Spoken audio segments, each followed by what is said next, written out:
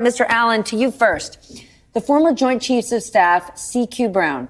This man spent 4 decades in the military. He's a fighter pilot with thousands of hours of flight time. He's an instructor. This man has flying in combat, I think something like 300 hours. What should we make of his firing and the tonight's shakeups at the Pentagon? One can't say he wasn't qualified for the job. No, he was certainly qualified for the job, Stephanie, and also in a job that's largely supposed to be apolitical. What we can make of his firing is that he was caught up in basically what President Trump describes as an effort to get rid of diversity, equity, and inclusion in the government. C.Q. Brown had spoken out during the Black Lives Matter movement about the importance of diversity and inclusion, and we've seen that in our armed forces over the years with the integration of the military before many other institutions were integrated in the United States. So what we've seen here is basically a bloodbath at the Joint Chiefs of Staff, not only C.Q. Brown, but also the Chief of Naval Operations and the vice chair of the vice chair of the Joint Chiefs being sacked tonight. This is something that will sort of go down in history, not only for that, but because of the person that the president has now appointed, Caine, a lieutenant general who did not have any of the prerequisite jobs that typically, under law, someone is supposed to have before they become chairman of the Joint Chiefs. The president can waive that, but historically we've seen a real step up ladders so that you end up with somebody who really knows what they're doing in that job.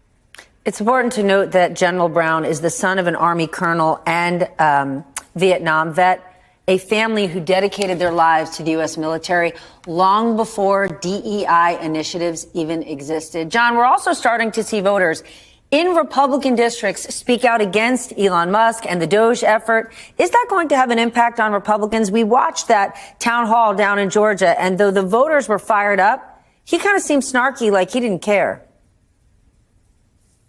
Yeah, I mean, members of Congress don't care until they see their poll numbers go down, until they see their fundraising dry up, and until they start to believe that voters who voted for them were affected. So even in red districts, you'll have Democratic voters, and sometimes they will come to town halls. But what I've heard from folks on Capitol Hill working in Republican offices is that their phones have been ablaze. People do not like this ready, fire, aim approach to carving up government, to cutting government. A lot of people believe that there's waste in the federal government. A lot of people believe that it could be reorganized. But most of those people believe also that there should be an approach that isn't just get in there and break things. And part of the reason they believe that is because they like their country to be safe in terms of nuclear security, in terms of aviation security, in terms of, bless you, Stephanie, and in terms of other things that they expect from their government.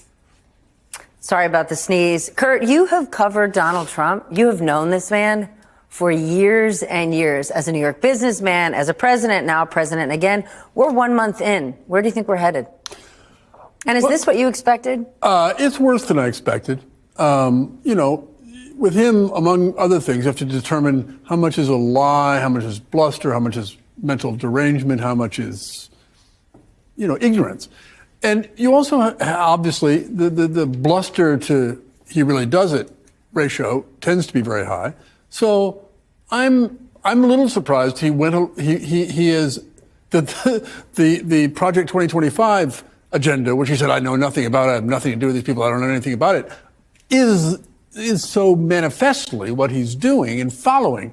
So the fact that those kind of hard right ideologues that were Project 2025, who people didn't really think or at least I didn't, and many people, maybe everyone but Jason, believed that he wasn't really going to go all the way. But clearly he's gone all the way.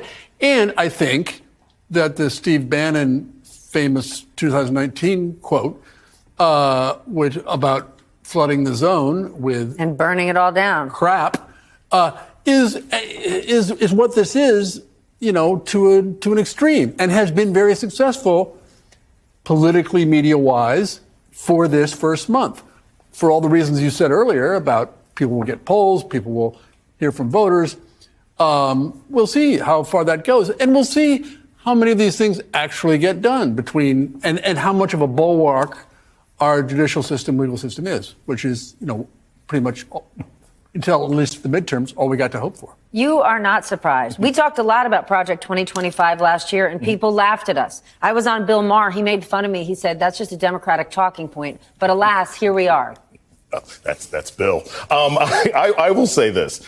It was really obvious that this is what he was going to do. And Stephanie, as somebody who spends part of my year in the D.C. metropolitan area, right, I'm around government employees all the time. I'm around the federal government. It's one of the largest employers in the region. And everybody was paying attention to this. And everybody knew how dangerous it was going to be. And it's not just what's happening with planes. It's not just farmers who are going to lose the opportunity to sell their goods to Bulgaria and stuff like that. It is small town people around the country in rural areas where the federal government is the best job you can get. That is the large negative impact. But I will say this. A lot of the people who are at these town halls and were very upset about this, I think a lot of people who voted for Trump, and I'm being as kind about this as possible, uncharacteristically kind. I think a lot of people who voted for Trump wanted to vote for him to get at other people who they didn't like, people who they thought weren't living the right way, weren't following the American dream, who were taking advantage of the system. But you forget that you're always somebody else, right? If you voted for Trump because you're like, he's going to get rid of those people, well, you know what? You're those people for somebody. And that's what's happening right now. People are finding out that as much as they may have disliked someone who they think was abusing the system in inner city Detroit, the fact that they were long-term employees of the federal government made them an enemy of people like Elon Musk. And that's what they're experiencing. All right. Well,